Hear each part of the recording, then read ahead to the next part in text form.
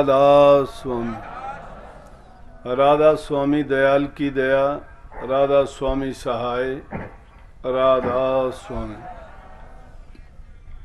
प्यारी साध संगतियों, बुजुर्गों, माताओं, बहनों, बच्चों, जितने भी आप सत्संग लाभ के लिए पधारे हैं, शांति से बैठ के सत्संग का लाभ उठाएं।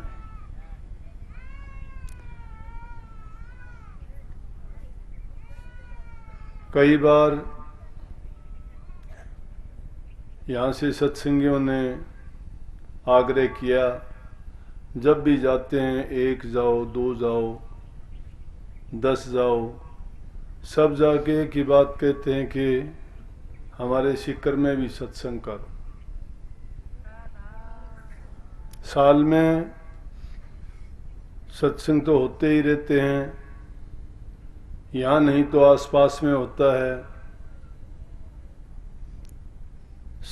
हो सकता है समय की व्यस्तता के कारण, कार्यक्रम ज़्यादा होने के कारण, आश्रम ज़्यादा होने के कारण हर एक आश्रम में नहीं पहुंचा जा सकता। लेकिन आप लोग अगर चाहो तो एक आध में आपकी हो सकता है उपस्थिति ना हो, लेकिन आप तो पहुंच सकते हो। लेकिन फिर भी मैं आपसे अगर पूछूं, क्या आप हर एक सत्संग में उपस्थित होते हैं? नहीं हो सकते। लेकिन फिर भी जब भी समय होता है,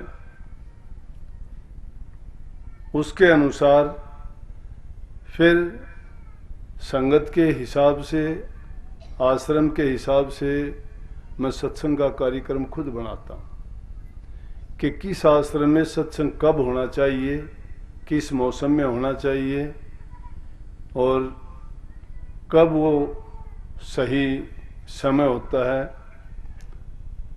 तो जब भी समय होता है, मैं अपने आप सत्संगियों को बुला के कहता हूँ कि अब फलां आश्रम में सत्संग रखेंगे।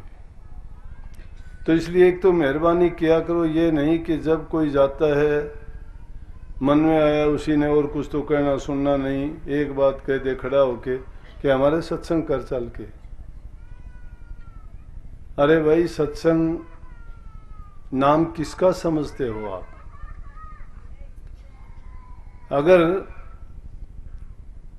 सत्संग को समझ जाओ, सत्संग के महत्व को आप जान जाओगे, तो समझो कि आपने सारा काम ही पूरा कर लिया। क्योंकि सत्संग में जीव के कल्याणार्थ, उसके पारिवारिक जीवन को, सामाजिक जीवन को, आध्यात्मिक जीवन को ही सुधारने के लिए बातें बताई जाती हैं, वही सत्संग होता है। अकेली अगर आध्यात्मिकता की बात बताई जाए आप लोगों को,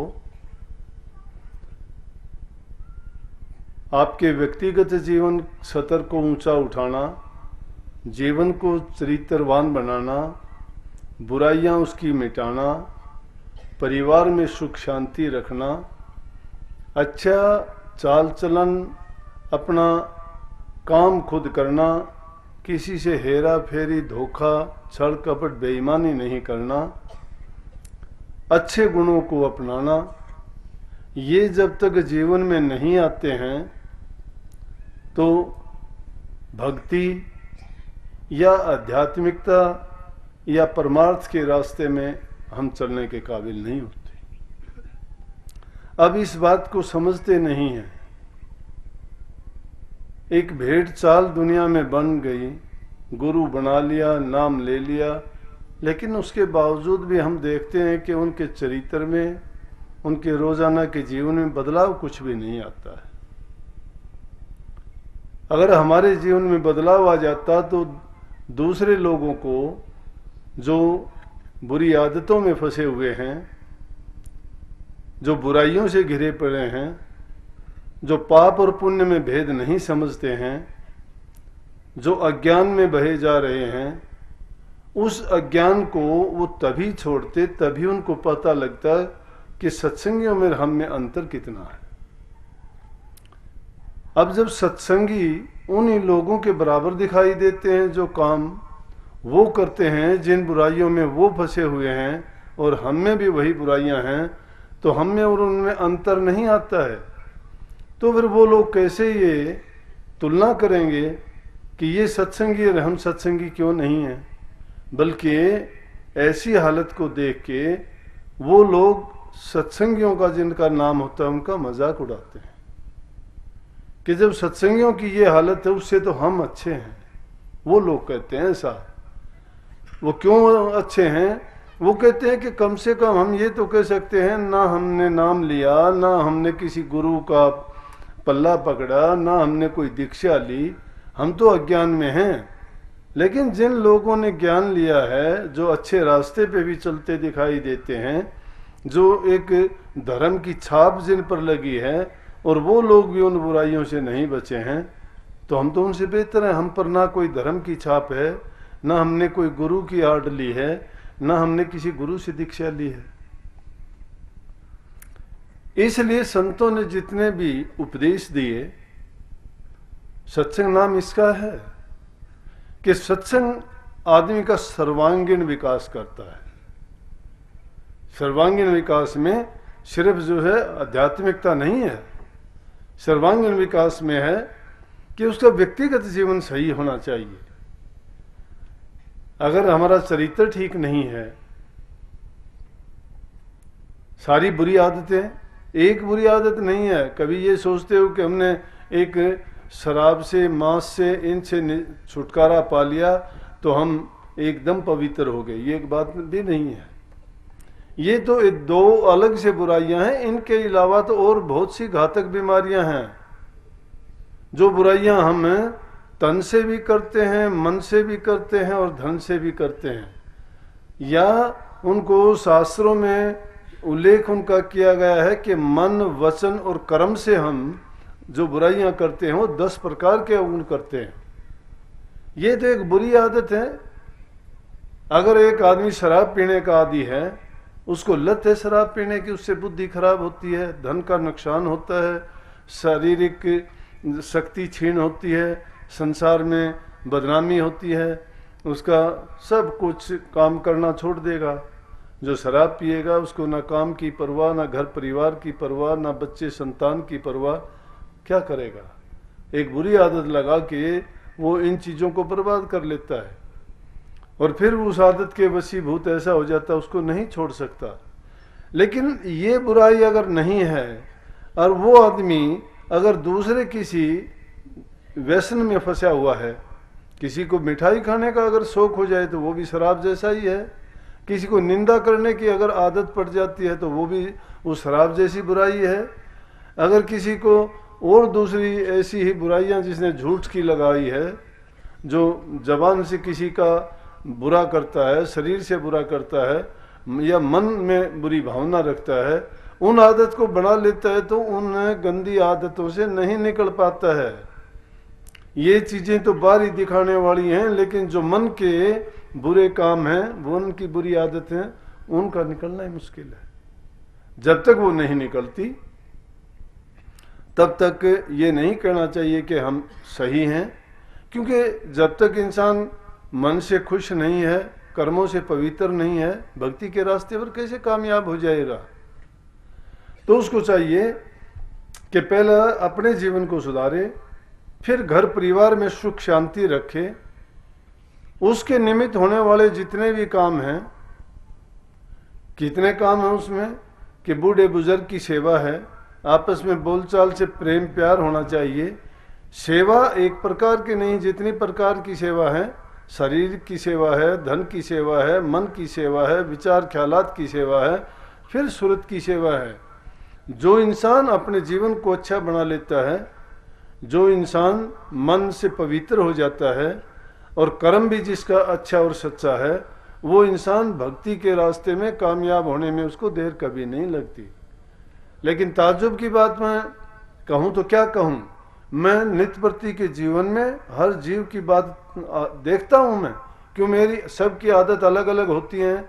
मेरी एक आदत बनी हुई है कि अभी आते आते ये अपना सत्संगियों का ही दयाल कोचिंग सेंटर है, बड़े प्रेमी हैं वो बच्चे और बहुत मेहनती भी हैं, क्योंकि मेहनत जो इंसान करता है सच्चे दिल से करता है, और उनका सबसे बड़ा ईमान और इनाम क्या है, यही है कि जब उनके बच्चे निकलते हैं वो अच्छी परिणाम दिखाते हैं तो उनको सबसे बड़ा इनाम मिलता है। तो काफ़ी दिन से उनकी इच्छा थी, अभी आते आते हम चला गया तो नहीं जानता कि उनके स्कूल से ही उनके टीचिंग स्टाफ से अध्यापक थे, वो बेचारे सत्संगी भी नहीं हैं, तो वो तो कहते जा रहे थे कि राधा स्वामी बोलो बेटे, बच्चों से कह रहे हैं कि राधा स्वामी बोलो महाराज जी आए हैं, लेकिन मेरे साथ वालों के मुंह से किसी से राधा स्वामी नहीं निकली। मैं हैरान था देख के, मैं ही खुद बोल रहा था और कोई नहीं। मैं बोला कि देखो एक आदमी जिसने नाम नहीं जानता है वो भी इस बात से कितना प्रभावित है कि बच्चों से भी बुलवाने की कोशिश करता है, लेकिन जो सत्संगी बन के आपस में द्वेष रखते हैं, एक दूसरे की बुराई करते हैं, एक दूसरे को आंख से भी नहीं भाते हैं, वो कहता है कि ये सत्संगी इस गाड़ी में जाएगा तो मैं इसमें नहीं जाऊंगा। बोलो, मैं कहता हूं प्रेमियों, मेरी शिक्षा ये नहीं है, मैं तो प्यार सिखाता हूं। जिस इंसान के अंदर प्यार नहीं आया है, जिस इंसान ने किसी को अपना नहीं बनाया है, अरे हम तो ये भेदभाव की दीवारों को तोड़ने के नाम धर्म है। गुरु का उपदेश तो सबके लिए बराबर होना चाहिए, कोई धर्म का हो, किसी जाति का हो, कोई लिंग का हो, किसी प्रदेश का हो।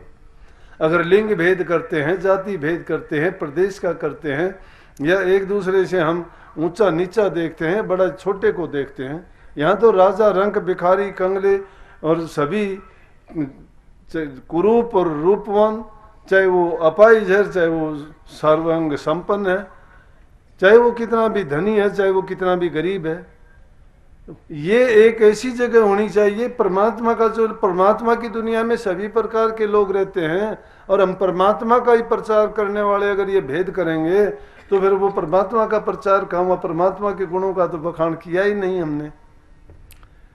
संतों का उपदेश क्या है कि संतों को वैसे तो हम कहते हैं कि गुरु परमात्मा के तुल्य है, परमात्मा से भी बड़ा मानते हैं, उदाहरण देते हैं, महापुरुषों ने जो बात फरमाई है उनको बार बार गिनाते हैं, कहते हैं कि सेजो बाई ने तो ये कहा है कि राम तजू पर गुरु ने बिसारूं, गुरु के समान हरि को ना निहारूं, हरि ने 5 चोर दिए साथा, सतगुरु ने छुटाली समझ अनाथा, हरि ने अपना आपा छिपाया, सतगुरु ने दे दीपक दर्शाया, हरि रूठे तो रूठन दे और तू भी दे सिटका, सतगुरु सिर पर राखिए आप पे करे सहा। बात तो बहुत ऊंची है। ये सहजोबाई ने कहा, आप कैसे कह रहे हो, आपने किस बात का पालन किया है? सहजोबाई ने तो सब कुछ मान लिया था। जिसने सर्वस्व मान लिया हो, वो जो पलटू साहब कहते हैं संत और राम को एक कर जानिए, दूसरा भेद न तन काने, लाली जो छिपी है मेहंदी के पात में, दूध में घी इस भांत जाने, फूल में बास जो काठ में आग है, संत में राम इस भांत जाने, दास पलटू के संत में राम है, राम में संति सत्य माने। उनने क्यों कही ये बात? बात तो ठीक है, संत और राम में अंतर नहीं है। संत और राम में अंतर क्यों नहीं है कि जो चीज, जो गुण, जैसे आत्मा और परमात्मा में अंतर नहीं है, लेकिन अंतर हो गया। क्यों हो गया? कि परमात्मा तो परम तत्व है, उसमें कोई अवगुण नहीं है, कोई दोष नहीं है, लेकिन जो आत्माएं हैं उनमें दोष आ गया। उनमें दोष क्यों आया? कि काल देश में आने के बाद में, माया के जंजाल में पड़ने के बाद में, उसमें मैं मेरी की भावना आ गई, और उस मैं मेरी के भावना से आदमी में काम, क्रोध, लोभ, मोह, इच्छा, आशा, तृष्णा, वासना, कितनी चीजों ने जन्म ले लिया। वो सारे के सारे दोष क्यों आए? कि काल और माया के देश में आने के कारण, जिनका संग किया। लेकिन संत जब प्रकट हुए तो संतों ने उनको क्या उपदेश दिया? संतों ने परमात्मा के गुणों का बखान करके उनको बताया कि हम जितने भी रूह हैं, हम परमात्मा की अंश हैं। परमात्मा में ये गुण है कि वो किसी का बुरा नहीं करता। अब देख सकते हो उसकी जो दुनिया है, उसमें ठग भी रहते हैं, डाकू भी रहते हैं, लुटेरे भी रहते हैं, धर्मात्मा भी रहते हैं, संत फकीर भी रहते हैं, हर प्रकार के धोखेबाज भी हैं, रोजाना कत्ल करने वाले भी हैं। लेकिन परमात्मा के लिए उनका कोई फर्क नहीं है। वो किसी को कुछ नहीं कहता है, सबके साथ एक जैसा व्यवहार करता है। अपने कर्म करने के लिए इंसान खोटे मंदे जो कर्म करता है अपने कर्म भोगता है, इसलिए उसने उनकी कर्म की आज़ादी तो उन पे छोड़ दी परमात्मा ने, लेकिन खुद अपनी तरफ से किसी को वो बुरा भला या किसी को इनाम नहीं देता है। लेकिन जीव जो अपना कर्म करता है उसके अनुसार मिलता है। तो इसी प्रकार से आत्मा में और परमात्मा में ये अंतर आ गया। अगर इन्हीं आत्माओं को उन दोषों से मुक्त कर दिया जाए या अपन उन दोषों से ये बरी हो जाए तो इसका परमात्म रूप ही है। ये